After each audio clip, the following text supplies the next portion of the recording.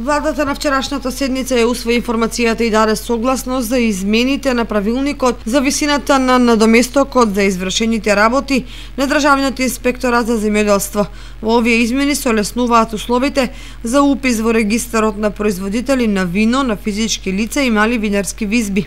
Конкретно се намалува висината за надоместокот од 10.000 денари на 1.500 денари за винарски визби со капацитет за препорака и чување на вино до 30.000 литри годишно и 5.000 денари за винарски визби со капацитет за преработка и чување на вино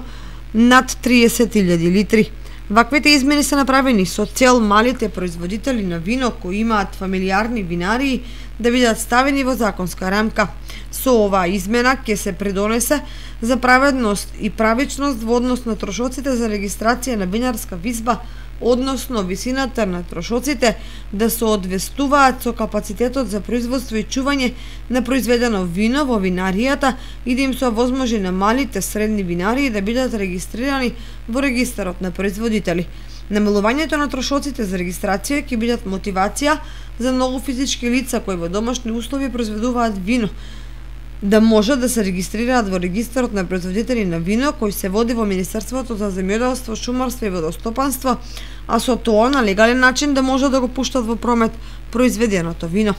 Воедно ќе се придонеси за обезбедување на одржлив пласман на грозието, бидејќи лозарите кои имаат лозови насади ќе имаат можност сопственото производство на грозие да го преработат во вино.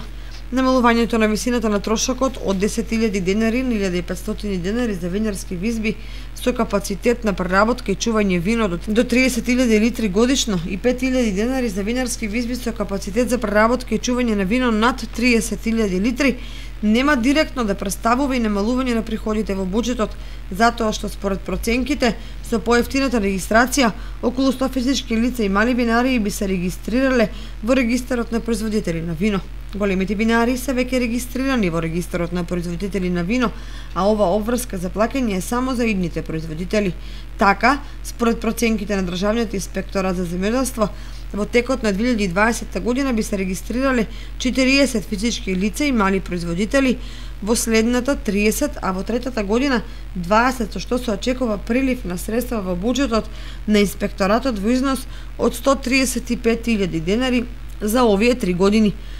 Минатата година се донесоа измени и дополнување на законот за вино со кои се овозможени за поволности со кои се олеснија условите за производство на вино на малите семени винарии и на физичките лица производители на вино, што е тековен тренд во светски рамки, особено во сегментот на продажба на вино од фарма во насока на диверсификација на понудата на пазарот и развој на винскиот руралниот туризам.